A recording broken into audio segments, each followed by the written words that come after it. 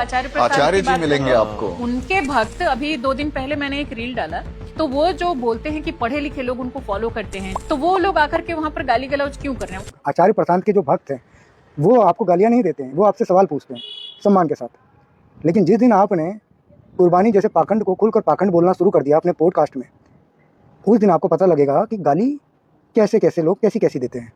I notice कि वो बंदा कितना ग्रेट है एट मैनिपुलेशन। सबसे पहले तो उन्होंने सहारा लिया गीता का। उनको पता है कि अपने देश में ना ये जो हिंदुत्व की प्राइड है ये बहुत ज्यादा है, तो मैं इसको एज अ टूल यूज करूंगा। अच्छा, गीता में तो जो लिखा है फिर वो तो सही होगा, सब कुछ अच्छा है, उनको वैलिडेशन मिल गया। जातिवाद को बढ़ावा दिया जा रहा है और भी चीजों को, महिलाओं को और शूद्रों को कहा जा रहा है कि अगर वो मेरी भक्ति करेंगे तो वो भी उस वाले योनि से आप निकल जाओगे। तो यानी कि आप बता रहे हो ना कि वो पाप योनि है। बिल्कुल, आप उनको नीचा दिखा रहे हो ना वो, लेकिन वो घुमा देंगे ना, वो रीइंटरप्रेट कर देंगे। अगर आपको लगता है कि गीता में जो वर्ण व्यवस्था है वो जातिवादी है, वो समाज में जातिवाद फैलाती है, जातिवाद का सपोर्ट करती है, तो एक बार आइए डिबेट कर लेते हैं वर्ण व्यवस्था को लेकर।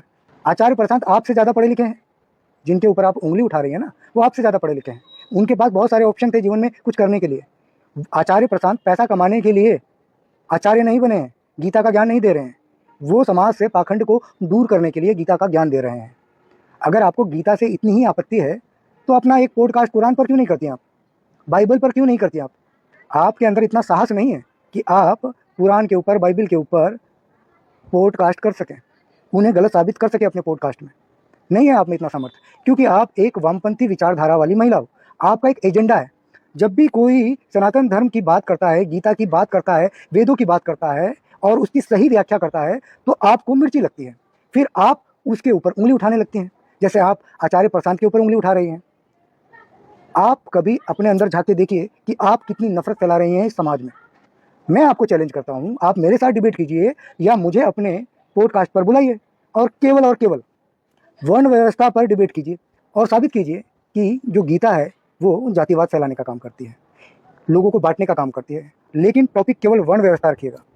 और जो आप आचार्य प्रशांत पर उंगली उठा रही है ना, अपने गिरेबान में झाँक कर देखिए कि आप कितनी सच्ची पत्रकार हैं और कितनी सच्चाई से आप पॉडकास्ट करती हैं।